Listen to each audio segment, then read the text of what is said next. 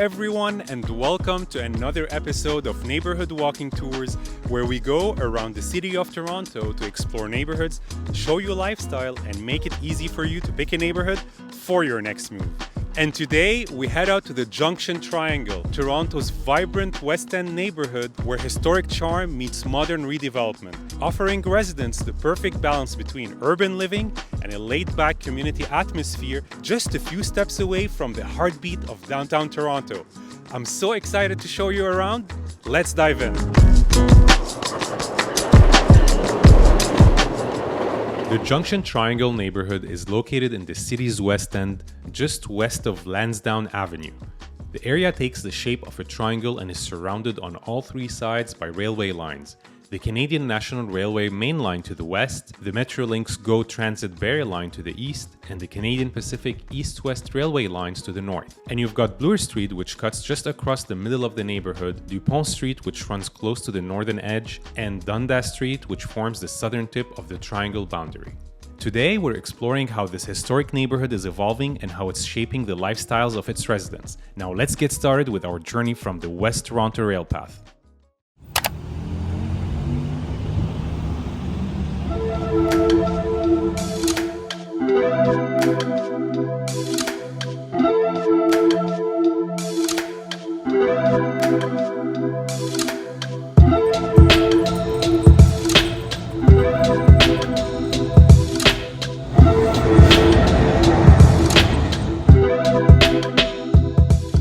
The West Toronto RailPath is a 2-kilometer multi-use trail that has become a central feature of this revitalized neighborhood. The first thing you'll notice when you come walk on the RailPath is that it's built on an abandoned rail bed running parallel to an active commuter train line. The path winds down through Toronto's West End, starting just north of Dupont Street, crossing Bloor Street and its GO station, and ending at the Dundas Street West.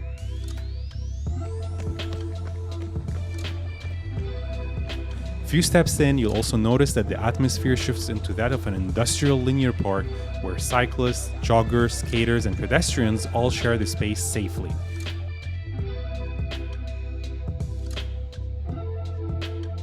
As you walk further, you'll notice new connections that open up previously isolated dead-end streets, integrating them into the neighborhood.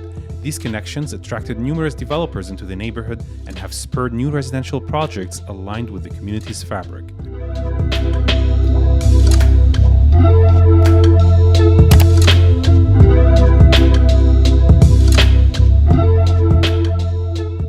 I'm now at the west edge of the Junction Triangle, and behind me are 9 buildings of stacked townhouses catering to newly formed families and young professionals that want an easy commute to downtown Toronto. Known as the Wallace Walk Townhouse Project, named after the Footbridge as you'll see later on in the video, this new development from 2017 is home for 167 stacked condo townhomes, all linked by landscape walkways with direct access to the RailPath. And with private underground parking, the Wallace Walk offers residents a pedestrian-friendly environment with thoughtfully designed green spaces woven throughout all the community. If you're new to my channel, welcome. I'm thrilled to have you join our Toronto Neighborhood Walking Tour community. Now, you might be wondering, where do I source my information from? Well, it's a blend of online research, professional real estate tools provided by the Toronto Regional Real Estate Board, and the oldest and often the most insightful method, talking directly to residents. On this tour, I had the chance to chat with some incredible people, including a local pastry baker, a software engineer just returning from his downtown commute, and a fascinating lawyer who specializes in mental health legal services. And we'll hear from Jane, who works in the media and will share her thoughts on living in the Junction Triangle. I know you recently moved here, so tell us a little bit more about the Junction Triangle and what it is like to live here. I mean, it's great for access. We feel so lucky that we were able to squeeze into this neighborhood. It has everything we need for a young family, lots of resources nearby for childcare.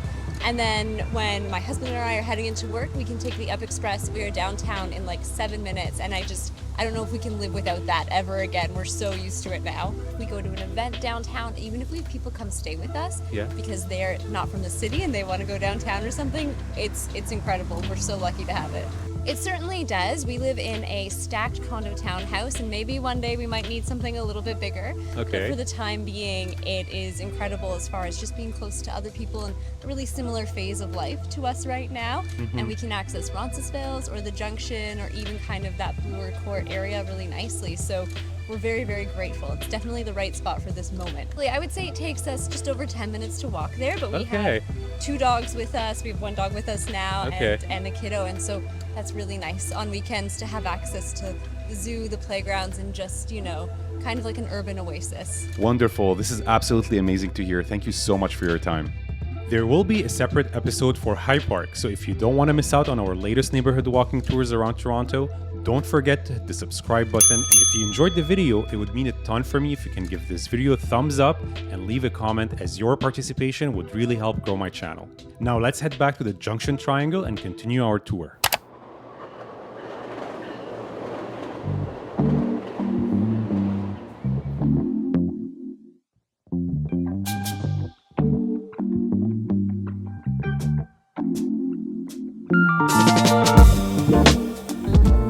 Another major advantage of living in the Junction Triangle is its exceptional access to public transit. Thanks to the historic Wallace Avenue pedestrian bridge built in 1907 at a cost of only $4,500, you can reach Toronto's major transit hubs with ease. In under a 10-minute walk from the Wallace Walk project, you'll have access to 3 convenient options: the Dundas West Station, the GO train station, and the UP Express train, which can take you either downtown or to the airport in less than 20 minutes.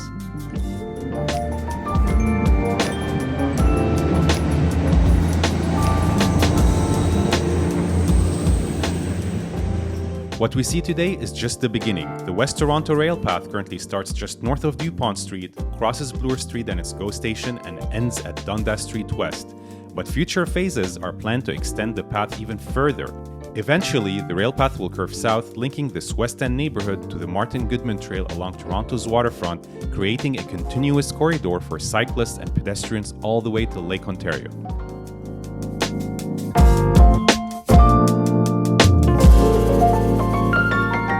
This seamless connectivity makes the Junction Triangle an ideal location for young professionals and newly formed families seeking the perfect balance between urban convenience and a laid-back community atmosphere. It offers the ease of city living by day while providing a relaxed environment to recharge and connect with the community in the evenings. Throughout my conversations with local residents, I learned that the city is relocating the Neighbourhoods Public Library to a new branch at 305 Campbell Avenue, soon to be named the Junction Triangle.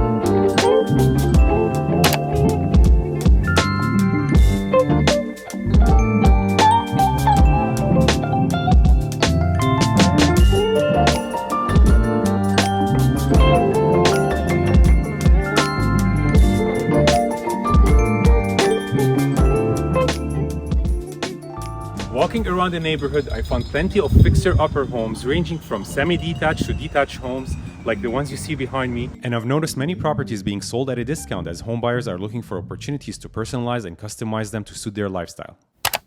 Before we head south of Bloor to explore what's under construction in 2024 and upcoming developments around the Museum of Contemporary Arts, let's take a quick stroll around the Junction Triangle to check out some of its parks and single-family homes.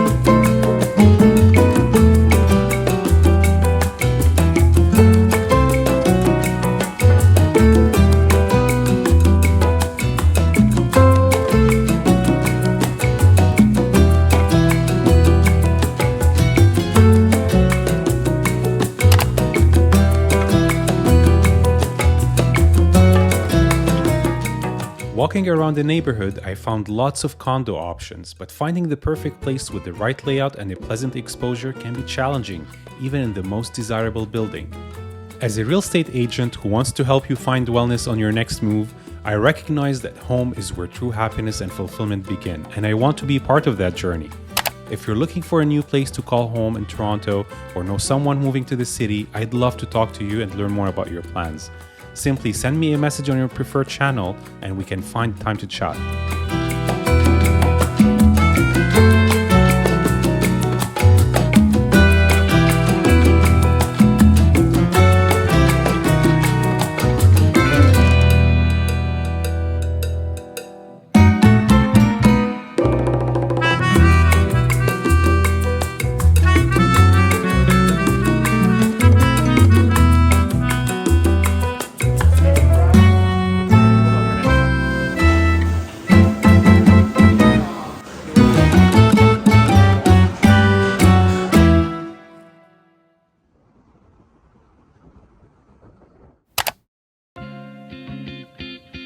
I know that some of my viewers are residential real estate investors, and the next part of this video will be particularly interesting for those looking to invest in this neighborhood. We are talking about the growth potential happening as we speak at the southern tip of the triangle known as the Sterling Junction.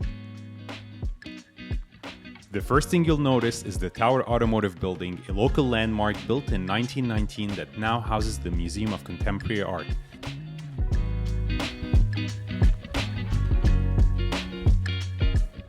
As soon as you enter, the building reveals the charm of industrial revitalization, showcasing a seamless blend of history and modern art.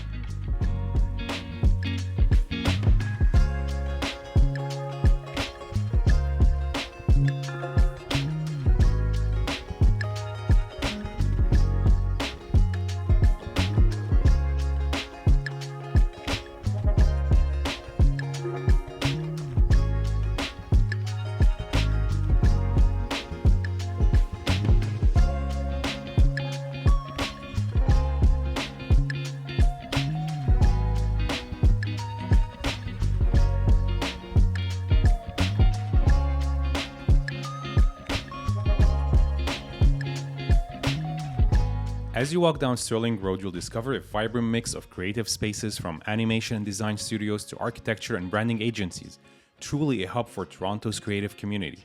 You'll also notice the 3 sustainable commercial buildings in a black facade that are now ready for occupancy. These buildings bring a massive opportunity for modern office spaces, positioning the area as a vibrant hub for both work and living.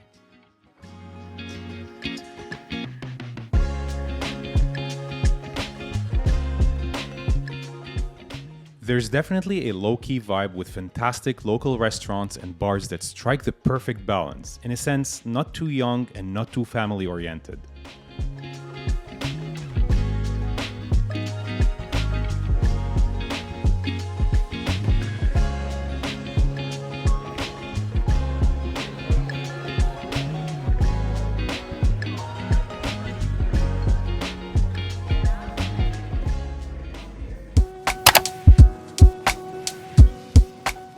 You might have noticed it took me a few days to put this episode together, and on day 3 I stumbled upon a coffee shop unlike any other in the city. Ethica has become the neighborhood's go-to spot, and it's easy to see why. Not only they offer a fantastic range of medium roasts, but the shop itself is housed in a spacious 19th century industrial building that adds to its charm.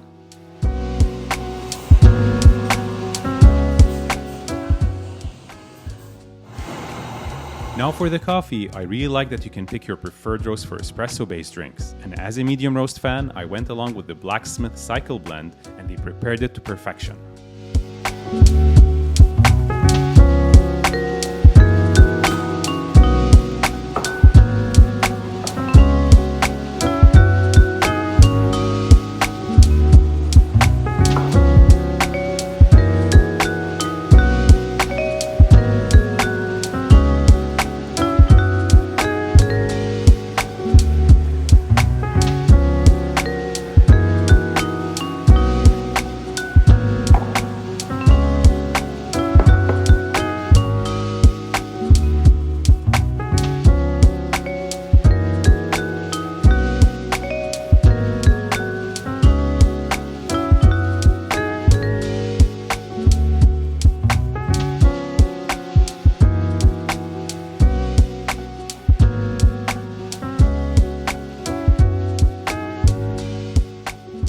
Right next to the museum is the House of Assembly residential building, which is currently under construction with completion expected in spring 2025.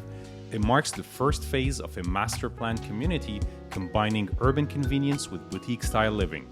And if you appreciate mid-rise buildings, rest assured that the Sterling Junction zoning bylaws restrict developers from building higher than 16 floors to provide residents with an ideal balance of space and comfort. As I walked around the Sterling Junction area, I could see why so many of Toronto's creatives have chosen to set up shops here, away from the glass and steel architecture of downtown. The atmosphere here offers a sense of freedom and empowerment, where creators from varying fields get the space to envision and express their creativity. I can't wait to see what the future holds for the Junction Triangle, but one thing for sure, the neighborhood's unique character and rich history will continue to be its defining charm. And that's a wrap for today's tour of the Junction Triangle. I hope you enjoyed the video and learned something new today. Again, my name is Elie Yachoui, real estate agent here in Toronto. If you have any questions or want to talk about real estate, I'd be happy to chat with you. Just get in touch with me. All my information is down below and we'll talk about whatever's on your mind. It would mean a lot to me if you can give this video a thumbs up and subscribe to my channel so you help me grow the channel and show you more neighborhood walking tours. Bye for now and see you on the next episode.